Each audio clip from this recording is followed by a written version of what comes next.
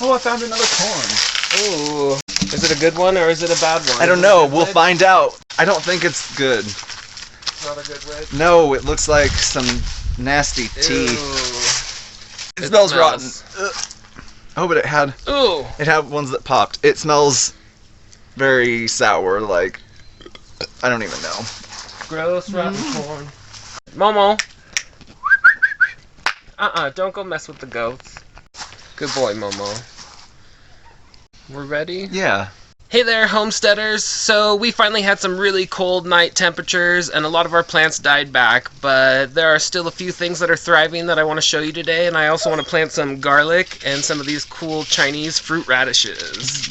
And even though it's getting colder outside, we're going to get nice and steamy in the kitchen, which is also outside, to make some quick and easy steam buns. Alright, so let's get to it. Let's you wave away. Yeah. Let's get to it. Let's go. We're Kaliki and Bret, a rugged and adventurous gay couple who are sick and tired of clashing with life in the city. So we decided to head into the desert to chase our dreams and thrive. Along with our furry friends Chuck and Momo, we'll explore DIY projects, tiny house construction, gardening, hiking, cooking, and share what it looks like to jump headfirst into homesteading. So subscribe and join us on our dusty adventures to build this desert dwelling.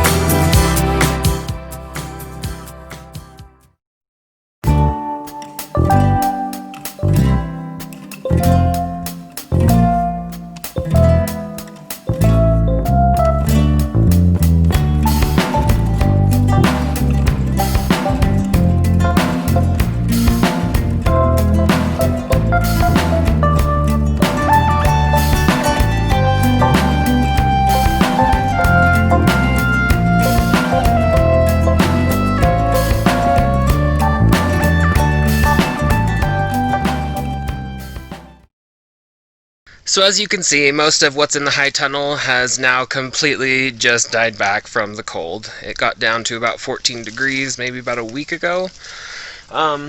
Amazingly though, but I'm not too surprised, the kale is holding up pretty well. So other than the kale though, I mean there's some onions, Brussels sprouts, and a few other things that are still going. So I'm just gonna walk you around and show you what we still have. Mainly everything you see in here that's still living is one type of kale or another. That one's got a huge, thick stalk on it. Crazy. Over here we have some Brussels sprouts. They got really eaten up when the bugs were around, but they're gone now, so this plant actually looks like it's doing way better. Yeah, those ones down there are pretty nasty, but I think they'll get better the longer the bugs aren't harassing them. We have these giant beets down here. The greens on them all died back quite a bit, but they're fine. They're still really firm. This is the biggest beet I've ever seen. It's probably pretty hard to tell, but I mean, my hand's not even wrapping halfway around it right now. And then all this kale, we'll clean that up. Those onions over there, they're looking all right. But everything else pretty much dead. Amazingly, this chamomile, it's really thriving. Not all the chamomile that's out here is doing so well, but this one in particular is just doing great. We forgot to harvest these huckleberries in time, and they're little bush raisins now. All of this Chinese red amaranth has died back, but there's lots of seeds on there that I've been meaning to harvest, but just haven't gotten around to it yet. This used to be a big, beautiful nasturtium plant. All down here with lots of the West Indian gherkins. And they all just, they've been taken by the cold. Kale, always thriving. We have this giant carrot. The biggest carrot I've ever seen. We're gonna let that just grow until next year.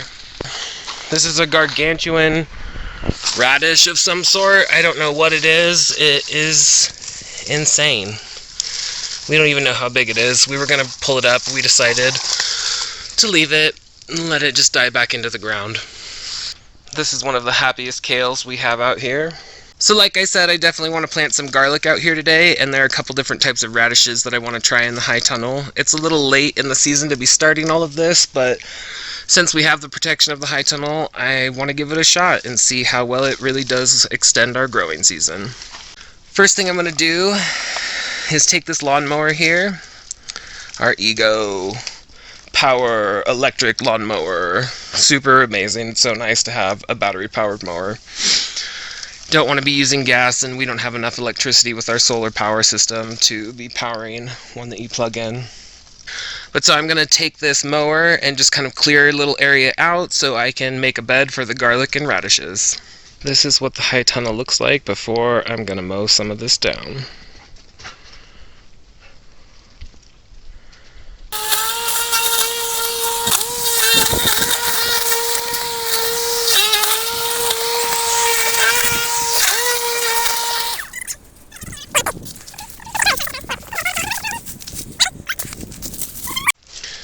So as I was just mowing down the corn stalks of all the corn that we thought we cleared out, I found this little twin corn. I've never seen one like this before. It's been out here a little while, so it's moldy. Not super cute, and it's not that fungus that you want on your corn. That is so coveted, but look. 2 ears of corn in one. Never seen such a thing, and they both actually formed. I wish I had caught this one before it rotted. So cool! Alright, now this is what it looks like after I have mowed some things down. Still pretty wild, but we cleared out some area. I'm going to get into the ground here a little bit more and kind of prepare the bed so I can lay down a ton of garlic and tons of radishes. I'm thinking mainly right here in the center bed, just because this is where the most water comes in from the irrigation line. So yeah, we actually planted a few bulbs of garlic here and there a few weeks back, and they started to sprout. So I think it was a little bit early for that, but hopefully now it's colder and it'll be the perfect time to get lots of garlic in the ground so we have plenty to eat next year. I always think it's going to be a nice cool fall day when I look outside, but then when I come out here with my little beanie all prepared for the cooler temperatures, it's like 70 degrees out here, so I'm still hot, good and sweaty. I'm going to go ahead and get into this bed back here. Since there's a drip irrigation line, I need to be pretty careful, but I'm going to take my shovel and just make little rows. I don't want to disturb the ground too much because I'd like to leave it alone so it can continue to develop its microbiome as much as possible, so the soil will continue to become alive and thrive.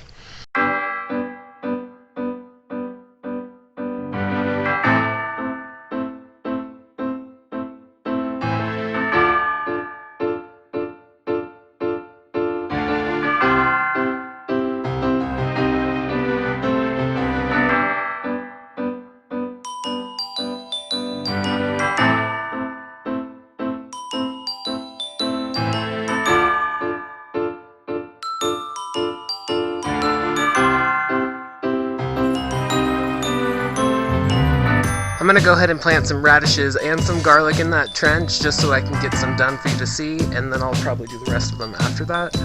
I'm planting the garlic and the radishes at the same time because the garlic will grow the longer it's in there and expand, and the radishes will be done pretty quick and harvested sooner.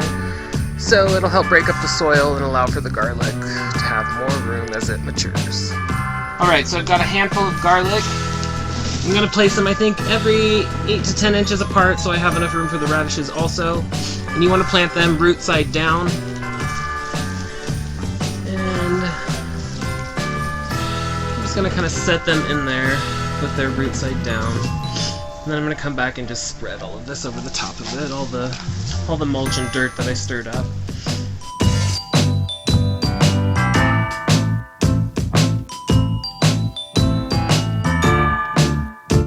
Hey little ladybug, you keeping warm out here?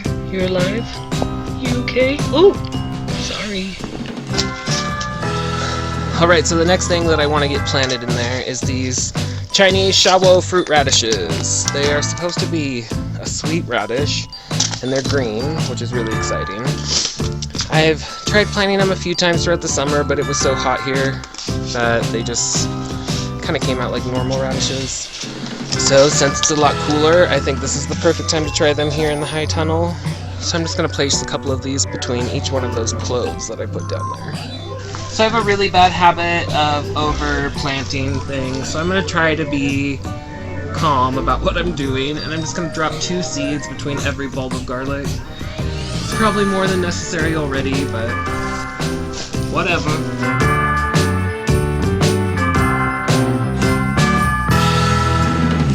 Okay, so I just went ahead and covered up that little trench full of the garlic and radish seeds. Can't even tell that anything ever happened. Nice and mulched, it should keep it nice and warm. Hopefully, in a few weeks we'll see some radish sprouts, and then in a month or so those will be ready for us to harvest. And by next spring, hopefully, we will have a bunch of new garlic. I'm gonna go ahead and turn on the drip irrigation so all of that can just get watered in, and hopefully things can start to germinate and root. And while that is going, I'm going to do the other 2 rows so I can get all of this garlic that I have left still, and all these different radishes that I also wanted to plant laid in there so we have plenty of things to harvest through the winter. Alright, well I got all the garlic that I wanted to plant in the ground, and in addition to the Chinese Shawo fruit radish, the green sweet radishes, I also planted some of the Pusa Jamuni?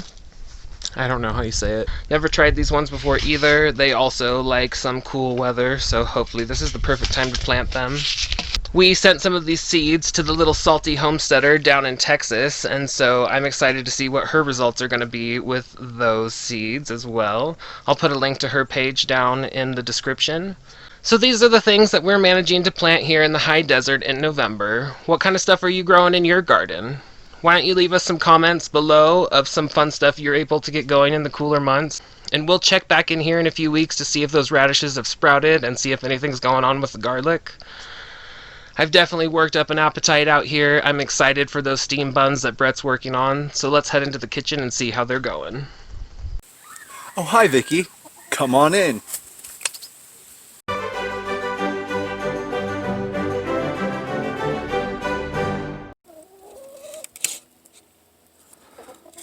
Go. Shoo, shoo, shoo. Go. You're too noisy. So today I've got some vegetables I'm going to cut up. I've got a couple of carrots, some garlic, some long red chilies, as the supermarket called. I think they are cayenne chili peppers, possibly. I've got an onion. And I have some different mushrooms I got in a variety pack. There's a king oyster, a few shiitakes, and some oyster mushrooms. So I'm gonna get chopping on these and make some stuff. First, I'm gonna start with what I need for the seitan that I'm gonna be making. If you don't know, seitan is made from vital wheat gluten. It's like a meat substitute. Ow! Splinters.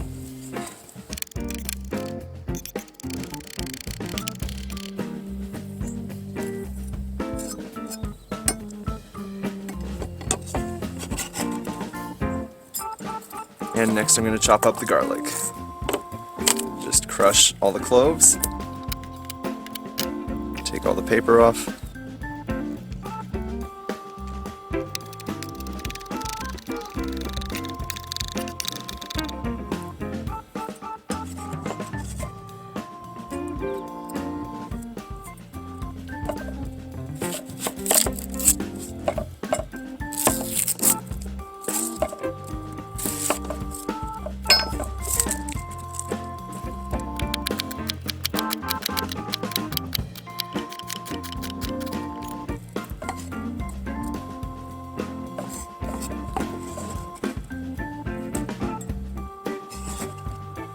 So here I've got all of the ingredients that I just chopped up, my garlic, chili pepper, and onions.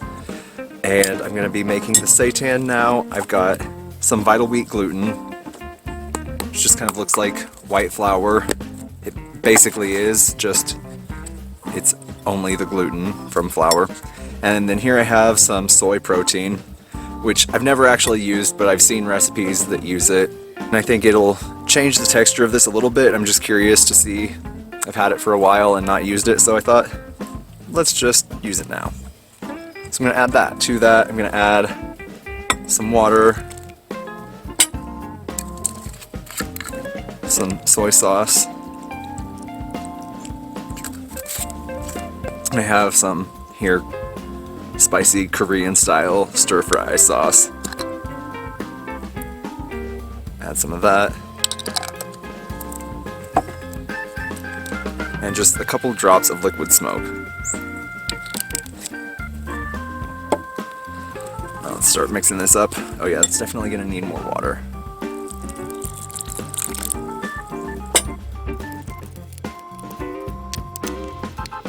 Just knead it a little bit to develop the gluten.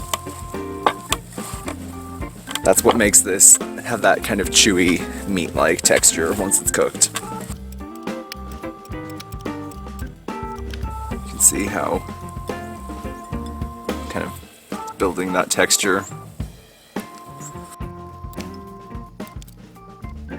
I'm just gonna form this kind of into a log and put it in the steamer.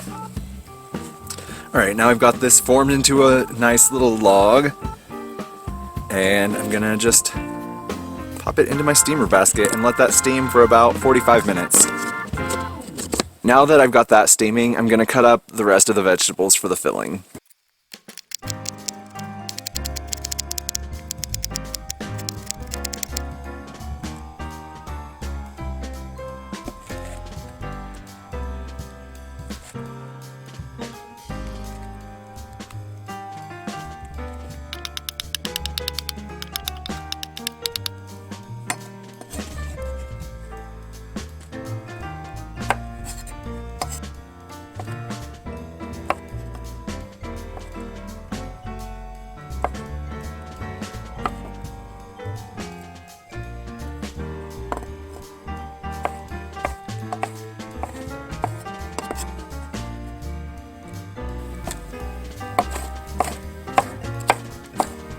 These aren't the most beautiful mushrooms, but that's all the more reason to use them chopped up like this in a filling. So there's nothing wrong with them, they are just not very pretty.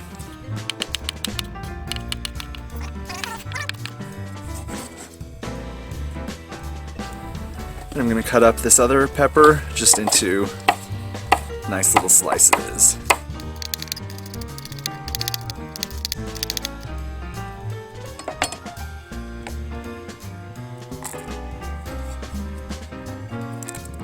I've got these carrots, chop them up as well after I peel them. You can see most of the color on this carrot is just on the skin. It's a little bit under the skin as well.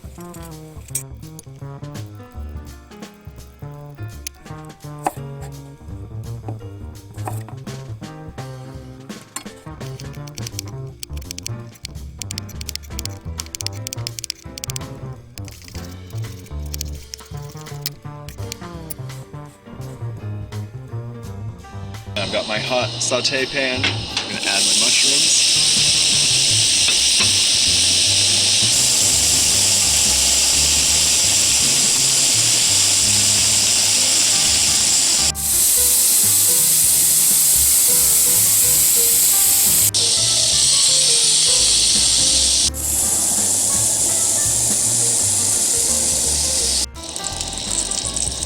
Now I'll add my onions. And I will add in the carrots now.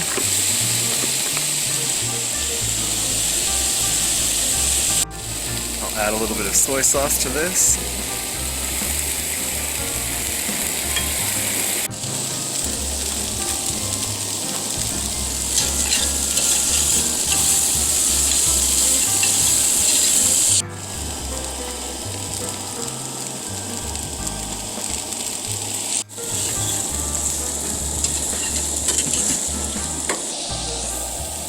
It smells great.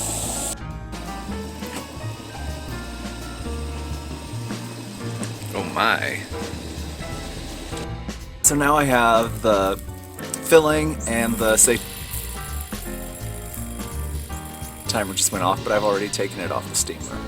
I just took the seitan off the steamer, and that has to cool down, and then I'll cut it up and add it to the filling that I've already sauteed, and then that will be ready to fill our special our special easy steam bun hack thing. You'll find out in a second. Okay, everything has cooled off. I've got the seitan that's cooked now. I'm just gonna cut it up into little pieces. Just gonna cut up about half of it for this.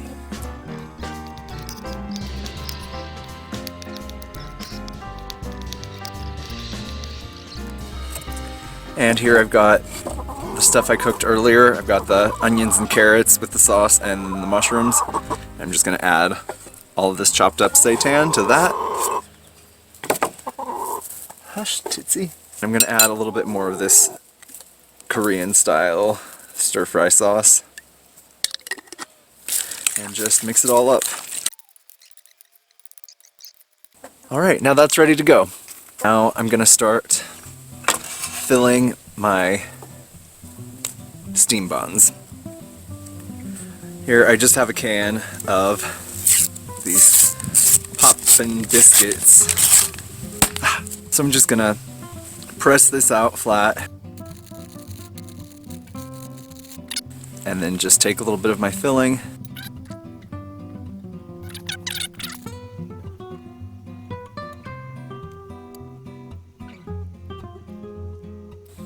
it's kind of like tortellini or something.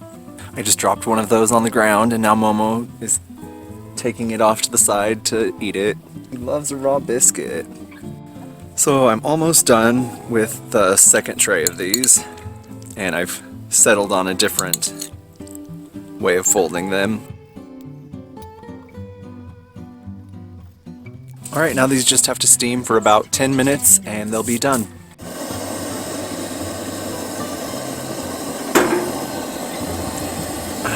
Lovely. Kind of opened a little bit, but that's alright. The steam buns just came off the steamer, so they're nice and piping hot to dig into. I'm really excited to get up on these steam buns. They've been smelling good and I'm ready to eat. Yeah. Let's do this.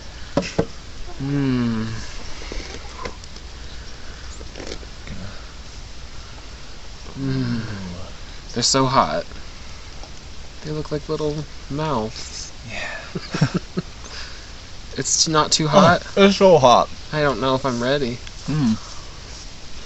It's good. Spicy. That's nice. It's so nice using these pre-packaged biscuits because you don't have to worry about proofing them, especially when it's cold outside. The proofing doesn't go smoothly all the time. Yeah. But these, there's never any problem. The only problem is they kind of like to tear apart when I'm folding them. You have to be a little bit more careful than a really nicely gluten dough. Yeah. The mushrooms in there, they're so good. Yeah. Hold it up there real close. See if you can. Oh no. What? Just the bottom broke off as I was pulling it off. Uh-oh.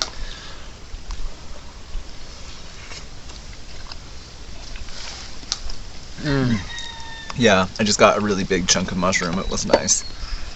I feel like if you wanted to make them a little bigger, you can just use 2 of these and make it a little bit bigger of a steam bun. Yeah, I almost did that for the second tray, just like sandwich 2 together. But I didn't. I'm excited that we have a whole bowl of this filling inside still too. Yeah.